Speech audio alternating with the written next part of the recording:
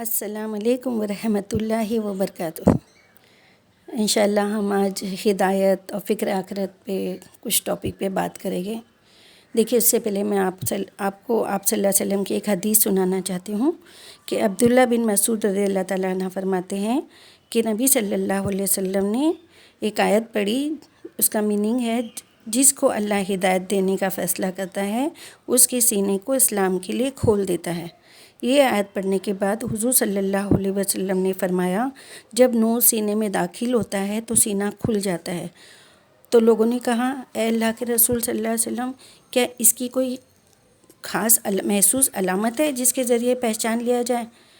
تو آپ صلی اللہ علیہ وسلم نے فرمایا، ہاں، اس کی محسوس علامت یہ ہے کہ آدمی کا دل اس دنیا سے اچاٹ ہو جاتا ہے اور وہ ہمیشگی کے گھر کا مشتاق ہو جاتا ہے، موت آنے سے پہلے موت کی تیاری میں لگ جاتا ہے۔ مطلب دنیا کی چیزوں میں اس کو اتنا مزہ نہیں آتا ہے، عبادت میں اس کا دل لگتا ہے، وہ آخرت کے لیے اپنی نیکیاں جمع کرنے میں لگ جاتا ہے۔ اس کی ایک نشانی اگر کسی میں ہو تو اس کو یہ انشاءاللہ خوشخبری۔ اور رسول اللہ صلی اللہ علیہ وسلم نے فرمایا، میں اپنی امت کے بارے میں جس چیز کا زیادہ اندیشہ کرتا ہوں وہ یہ ہے کہ میری امت خواہشات کی پیروی کرنے لگ جائے گی، دنیاوی توقعات کے لمبے چوڑے منصوبے بنانے لگ جائے گی، تو اس کی خواہش نفس کی پیروی کا نتیجہ یہ ہوگا کہ وہ حق سے دور جا پڑے گی اور دنیا سازی کے منصوبے آخرت سے غافل کر دیں گے۔ اے لوگو، یہ دنیا کوچ کر چکی ہے، جا رہی ہے، آخرت کوچ کر چکی ہے، آ رہی ہے۔ ان میں سے ہر ایک کے ماننے والے ہیں جو اس سے محبت کرتے ہیں، تو یہ اچھا ہوگا کہ تم دنیا کے پرستار نہ بنو، تم دنیا کے چاہنے والے نہ بنو۔ تم اس وقت عمل کے گھر میں ہو اور حساب کا وقت نہیں آیا ہے، اور کل تم حساب کے گھر میں آخرت میں ہوں گے جہاں عمل کا کوئی امکان نہ ہوگا۔ اور ایک حدیث میں آپ صلی اللہ علیہ وسلم نے فرمایا کہ رسول صلی اللہ علیہ وسلم نے ایک آدمی کو نصیحت کرتے ہوئے یہ بات فرمائی، 5 چیزوں کو 5 چیزوں کے پہلے غنیمت جانو: اپنی جوانی کو انتہائی بڑھاپے آنے سے پہلے، اپنی صحت کو بیماری سے پہلے، اپنی خوشحالی کو اپنی محتاجی سے پہلے، اور اپنی فراغت یعنی فرصت کو مشغولیت سے پہلے، اور اپنی زندگی کو موت کے پہلے۔ ہے نا؟ بہت ضروری ہے نا؟ یہ ساری حدیثیں صرف ہم کو ایسے ہی پڑھ کے یا سن کے آگے نہیں چلے جانا ہے نا، ہم کو ان پر عمل بھی کرنا چاہیے۔ دیکھیے، اللہ تعالیٰ ہم کو قرآن میں تو سب فرما چکے ہیں، اس کے بعد اللہ تعالیٰ نے ہم کو آپ صلی اللہ علیہ وسلم کی حدیثوں کے ذریعے، صحاباؤں کے ذریعے بہت ساری چیزیں اللہ تعالیٰ نے ہم کو بتائی ہے حدیثوں کے ذریعے، تو ہمیں اس سے فائدہ اٹھا کے اپنی زندگی کو نیکی کے راستے پہ لے کے چلنا چاہیے۔ سب سے بڑی سنت ہم کو یہ ہو جاتی ہے کہ اللہ تعالیٰ قرآن کے اندر جو فرمایا ہے اس کو صرف ہم ایسی اپنی دنیاوی معلومات کے حساب سے نہیں، ہماری آخرت سنوارنے کے لیے، ہمارے اندر کی برائیوں کو دور کرنے کے لیے، اپنے آپ کو سدھارنے کے لیے سنے نا۔ دیکھیے، جو بھی شخص ہدایت کا پیاسا ہوتا ہے، جس کو ایسا لگتا ہے کہ مجھے ہدایت ملے، تو اللہ تعالیٰ اس کو ہدایت کی راہ پہ لگاتا ہے۔ جو چاہتا ہے نا، اللہ تعالیٰ اس کو وہ دیتا ہے۔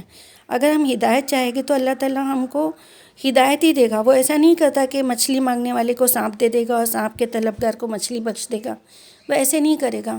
اللہ سے جو چیز مانگتا ہے اللہ اس کو تو وہ دیتا ہے۔ تو جب کوئی شخص چاہتا ہے کہ اسے ہدایت ملے تو اللہ کے ساتھ اسی طرح کا معاملہ فرماتا ہے جس طرح آدمی اپنے بچہ، اپنے شفیق استاد، اپنے ٹیچر، اپنے اسٹوڈنٹ کے ساتھ کرتا ہے نا؟ ہم لوگ کرتے ہیں نا ہمارے بچوں کے ساتھ، ہمارے ٹیچرز کے ساتھ، ہمارے اسٹوڈنٹس جو بھی ہے ان کے ساتھ میں محبت کا معاملہ ہے نا، کرتے ہیں نا وہ لوگ، تو اللہ تعالیٰ اسے اپنی راہ پر لگاتا ہے، اور راہ پر لگا کر چھوڑ نہیں دیتا بلکہ اسے برابر اپنی طرف کھینچتا ہے اور آگے بڑھاتے رہتا ہے۔ اور اس کے اپوزٹ جس کے اندر ہدایت کی طلب نہیں ہوتی، اللہ تعالیٰ اس سے بے پرواہ ہو جاتا ہے۔ اللہ اکبر! اللہ تعالیٰ ہم سے بے پرواہ نہ ہو جائے۔ دیکھیے، اللہ تعالیٰ بے پرواہ ہو جاتا ہے، اسے چھوڑ دیتا ہے کہ جس راہ پر چاہے چلے اور جس کھڈے میں چاہے گرے۔ بہت بہت ہمارے لیے اس میں ڈر اور خوف کی بات ہے کہ اگر اللہ تعالیٰ نے ہم کو اپنے حال پہ چھوڑ دیا کہ جاؤ، اور اللہ تعالیٰ نے ہم کو ہدایت کے راستے پہ نہیں لگایا تو ہمارے لیے یہ بہت بڑی، کہتے ہیں نا کہ نقصان کی بات ہے ہماری زندگی میں. ہم چلتے پھرتے اللہ تعالیٰ سے ہدایت مانگیں، اللہ تعالیٰ سے نیک زندگی، نیک آخرت، ایمان کی زندگی، ایمان کی موت، کہ جب تک اللہ تعالیٰ میرے لیے زندہ رہنا بہتر ہے تو مجھے زندہ رکھ، اللہ تعالیٰ تو مجھے ہدایت پہ رکھ، اللہ تعالیٰ تو مجھے جنت کے راستے پہ چلا. اور جب میرا گزرنا، دنیا سے جانا بہتر ہے ایمان کے ساتھ، تو اللہ تعالیٰ تو مجھے ایمان کے ساتھ اٹھا، اللہ تعالیٰ تو میرے سکرات کی تکلیف کو کم کر، اللہ تعالیٰ تو مجھے قبر کے عذاب سے بچا، اللہ تعالیٰ تو مجھے جنت کی کھڑکی دروازے ہماری قبروں میں کھول دے. یہ دعائیں ہمیں اللہ سے مانگنا چاہیے، اللہ سے ہدایت مانگنا چاہیے، آخرت کی فکر کرنا چاہیے، نہیں تو اللہ تعالیٰ ہمیں چھوڑ دے گا. کیا کریں گے؟ دیکھیے، اگر ایک بچہ ضد کرتا ہے، کوئی چیز مانگتا ہے، ماں باپ کو لگتا ہے کہ یہ اس کے لیے غلط ہے، بری ہے، ماں باپ اگر اس کو نہیں دیتے، تو اگر وہ بچہ بہت ضد کرتا ہے، بہت پریشان کرتا ہے ماں باپ کو، تو ماں باپ بولتے جاؤ لو، جاؤ ہاتھ لگاؤ، جاؤ وہ گرم چیزیں نا اس کو چھو لو، جاؤ وہ وہاں کھڈا ہے نا وہاں گر جاؤ گے، تو جاؤ گر جاؤ. اگر بچہ ضد کر کے اس طرف چلے جاتا ہے تو سچ میں وہ گر جاتا ہے، سچ میں وہ زخمی ہو جاتا ہے، پھر اسے پتہ چلتا ہے. لیکن جب تک تو زخم ہو جاتا ہے نا، جب تک تو تکلیف ہو جاتی ہے نا. اب کئی لوگ گرنے کے بعد اٹھ کے پھر کھڑے ہو جاتے ہیں اور پھر اللہ کے راستے پہ آ جاتے ہیں. جیسے بچہ پھر اس کو دوسری بار پتہ چلتا ہے کہ یہ میں نے میرے ماں باپ کی بات نہیں سنی تھی، تو دیکھو مجھے یہ تکلیف ہوئی، اب نیکسٹ ٹائم میں ان کی بات مانوں گی. اگر وہ بچے اپنے ماں باپ کی بات مان لیتے ہیں اور سدھر جاتے ہیں الحمدللہ. اسی طرح ہم بھی اللہ تعالیٰ سے اگر بھٹک جاتے ہیں اور اللہ کے راستے سے بہک جاتے ہیں اور غلط راستے پہ جانے لگتے ہیں، اور اگر ہمیں کچھ نقصان اٹھانا پڑتا ہے تو ہمیں فوراً الرٹ ہو جانا چاہیے کہ یہ اللہ تعالیٰ کی طرف سے ایک نشانی ہے کہ اللہ نے ہمیں چھوڑ دیا ہے، گمراہی کے راستے پہ ہم جا رہے ہیں، اللہ نے ہمیں چھوڑ دیا ہے. فوراً استغفار کرو، فوراً معافی مانگو، فوراً اللہ سے دعا کرو کہ اللہ تعالیٰ تو ہم کو ہدایت دے. دیکھیے، اللہ اگر ہمیں ہدایت نہیں دے گا تو ہم کیا کریں گے؟ ہم گناہوں میں ملوث ہو جائیں گے، اللہ تعالیٰ سے دور ہو جائیں گے، ہم اپنا تو بگاڑ کریں گے، ہمیں دیکھ کے ہمارے بال بچے، ہماری نسلیں بھی خراب ہوگی. ہم کیا سمجھتے ہیں کہ ہمارے بچے ہمارے لیے صدقہ جاریہ ہے؟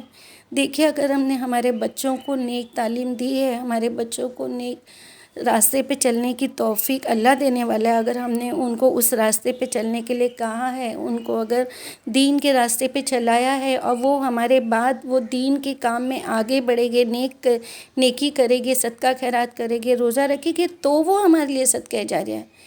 اگر ہم نے ان کو وہ سب نہیں سکھایا، ہم نے اس کو دنیاوی مشغولیات میں چھوڑ دیا، اگر دنیا کے راستے پہ چلنے کے لیے انہیں کھلا چھوڑ کے جب وہ بدراہی پہ، بدگمانی پہ، گمراہی پہ چل کے بری چیزیں کرے گے، تو وہ ہمارے لیے صدقہ جاریہ نہیں، وہ ہمارے لیے گناہ جاریہ ہو جائے گا. کہ جو گناہ کرے گے وہ بھی تو ہمارے نامہ اعمال میں آئے گا نا. اس کے لیے ہم کو ہماری فکر تو کرنا ہی چاہیے، ہمیں اپنی اولاد کی بھی کرنا چاہیے. ہماری اولاد کی اولاد ہے، کیونکہ جو ماں باپ کریں گے بچے لوگوں کے اوپر اس کا بہت اثر پڑتا ہے. ایون یہاں تک کہ میں تو کہوں گی کہ اگر آپ ایک ٹیچر ہو تو آپ اپنی حرکت ایسی کرو کہ آپ کے اسٹوڈنٹ بھی آپ کو دیکھ کر سدھر جائے، اور ہو سکتا ہے کہ وہ بھی آپ کے لیے صدقہ جاریہ بن جائے.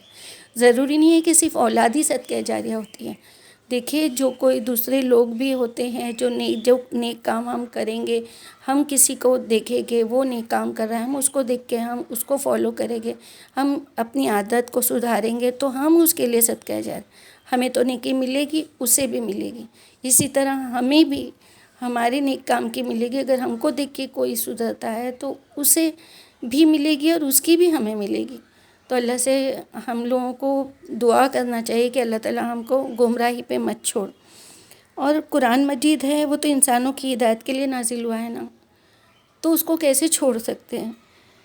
اس سے روشنی صرف وہی پاتا ہے جس کے اندر ہدایت کی پیاس ہوتی ہے. لیکن جو شخص اپنی ہدایت کے لیے قرآن کے پاس نہیں جاتا، ہدایت کے لیے جانا چاہیے کہ ہم کو اس سے کچھ سیکھنا ہے. وہ صرف محض کچھ ایسے ہی معلومات حاصل کرنے کے طور پہ اپنی معلومات میں زیادہ اضافہ کرنے کے لیے وہ قرآن کو کھولتا ہے، تو ایسے آدمی کو قرآن سے کوئی رہنمائی نہیں ملتی۔ یہی خاصیت حضور صلی اللہ علیہ وسلم کے ارشادات کے اندر پائی جاتی ہے، کیونکہ آپ صلی اللہ علیہ وسلم جو قرآن میں ہیں ہم اس کو قرآن کی سے فائدہ اٹھانے کے لیے، اسی طرح آپ صلی اللہ علیہ وسلم کی جو حدیث ہے اس سے فائدہ اٹھانے کے لیے ہم کو وہ حدیثیں پڑھنا چاہیے اور اس کو اپنی زندگی میں لانا چاہیے۔ اگر کوئی ہدایت کی نیت سے نبی صلی اللہ علیہ وسلم کی حدیث پڑھتا ہے نا تو اسے روشنی ملتی ہے، لیکن اگر کوئی حدیث کا مطالعہ ایسے ہی اپنی جنرل معلومات میں اضافہ کرنے کی غرض سے کرتا ہے تو اسے یہاں سے کوئی روشنی نہیں ملتی۔ ہدایت اور ضلالت کے بارے میں اللہ کی سنت یہی ہے، اللہ کی سنت بدلتی نہیں۔ اللہ تعالیٰ نے یہی کہا ہے کہ تم جو نیت سے جو کام کرو گے میں وہی نیت پہ تم کو اس کا تمہاری مدد کروں گا، تم کو اس کا اجر دوں گا، تم کو اس کے لیے اس میں آگے بڑھاؤں گا۔ تو اللہ تعالیٰ سے کہتے ہیں نا آخرت کے لیے، دنیا کے لیے، ہدایت کے لیے جو بھی چیز ہم اللہ سے مانگیں تو نیک نیتی سے مانگیں، اور اللہ تعالیٰ سے دعا کریں کہ اللہ تعالیٰ ہم کو ہماری نیکیوں میں آگے بڑھا، ہماری برائیوں کو ختم کر دے اللہ تعالیٰ، ہماری برائیوں کو اللہ تعالیٰ تو نیکیوں میں بدل دے۔ اللہ جتنی گناہ ہم نے کیے ہیں اس کو ہم کو معاف فرما دے۔ اللہ تعالیٰ ہم نے تجھ سے ہمیشہ ہدایت کی توفیق مانگی ہے۔ اللہ تعالیٰ ہم اپنے لیے بھی اور اپنے ہر مومن مومنات، ہر مسلم مسلمات بھائی بہنوں کے لیے بھی وہی مانگتے ہیں۔ ہمارے خاندان، ہمارے بھائی بہن، ہمارے رشتہ دار، ہمارے سب کے لیے ہم اللہ تعالیٰ اللہ تعالیٰ تو ہم سب کو ہدایت دے۔ اللہ تعالیٰ ہماری آخرت کو سنوار۔ اللہ تعالیٰ آخرت سے بہت ڈر لگتا ہے، اللہ تعالیٰ بہت بہت گھبراہٹ ہوتی ہے۔ اللہ تعالیٰ جب قیامت کا دن نظر میں آتا ہے، قیامت کے بارے میں سنتے ہیں تو روح کانپ جاتی ہے۔ اللہ تعالیٰ قیامت کے دن اپنے بادلوں کے سائے میں رکھنا، اپنے سائے میں رکھنا۔ اللہ تعالیٰ ہر مومنات، ہر مسلمات کو اللہ تعالیٰ اپنے رحم سے، تو رحیم ہے نا، تیری رحمت تو مشہور ہے نا اللہ تعالیٰ، تو بے جا رحمت، بے انتہا رحمت کرنے والا ہے نا اللہ تعالیٰ، تو بے انتہا رحمت ہم پر، اپنی رحمتوں کی بارش کر دے میرے مولا۔ ہمارے گناہوں کو معاف فرما، ہماری آخرت سنوار دے اللہ تعالیٰ، ہم کو دنیا میں رہتے ہوئے جنت کے راستے پہ چلنے والا بنا دے میرے مولا۔ ہم سے کوئی بھی گناہ ہو، گناہ کے راستے پہ ہم چل رہے ہو تو ہمارا راستہ بدل کے نیکی کی طرف لے کے چلے جا میرے مولا۔ ہمارے بچوں کو نیک بنا اللہ تعالیٰ، ہماری نسلوں کو نیک بنا اللہ تعالیٰ، ہر انسان کو اس کی نیک تمناؤں کو پورا کر کے اس کو تیرے پیارے بندوں میں شامل کر دے میرے پروردگار۔ ہم سے کوئی گناہ ہوا ہو تو اللہ تعالیٰ ہمیں معاف کر، ہم تجھ سے توبہ مانگتے ہیں، ہم تجھ سے استغفار کرتے ہیں، استغفر اللہ رب اغفر لی وتب علی انک انت التواب الرحیم۔ اللہ تعالیٰ ہماری گناہوں کو معاف فرما دیں، آمین یا رب العالمین۔ السلام علیکم ورحمۃ اللہ وبرکاتہ۔